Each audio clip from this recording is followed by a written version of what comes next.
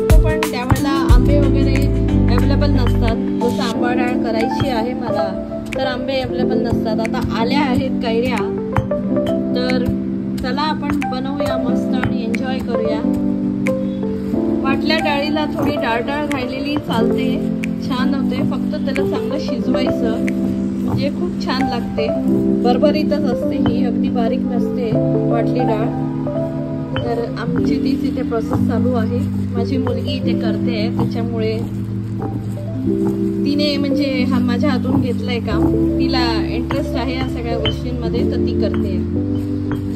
आणि अर्थात हाताने वाटलेली डाळ आणखीन काय पाहिजे, ह्यातच मजा खरी आहे. मिक्सर मधली डाळ छान नाही लागत, याची चव वेगळीच लागते. म्हणजे मी असं नाही म्हणत आहे की मिक्सर नाही वापरायचा, वापरा, पण ह्याची चव खरंच वेगळी असते. करून बघा, जर तुमच्याकडे असेल तर बाहेर काढा आणि बनवून बघा, तुम्हाला स्वतः समजून येईल. एकदा तुम्हाला इंटरेस्ट आला तर मग नेहमी तुम्ही हेच वापराल. आणि माझ्याकडे आहेत त्याच्यामुळे मी याचा वापर पुरेपूर करते. बघा, यातला या डाळीतला आणि या डाळीतला खूप बारीक वाटली आहे आणि इकडं भरभरीत आहे. तर झाली आहे माझी डाळ. इथे मी आता फोडणी देईन त्याला, मी दाखवतेच पुढे. तर इथे मी आता वाटली डाळ करायला घेतली आहे. त्यामुळे तेल जास्त लागतं, जसं मी तुम्हाला सांगितलं, कारण ती छान सुटसुटीत होते तेल असतं.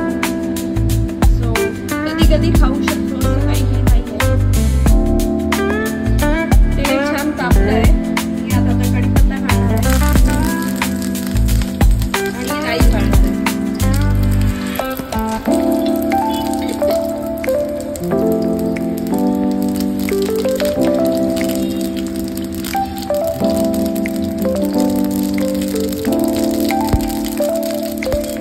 मी आता डाळही घालणार आहे.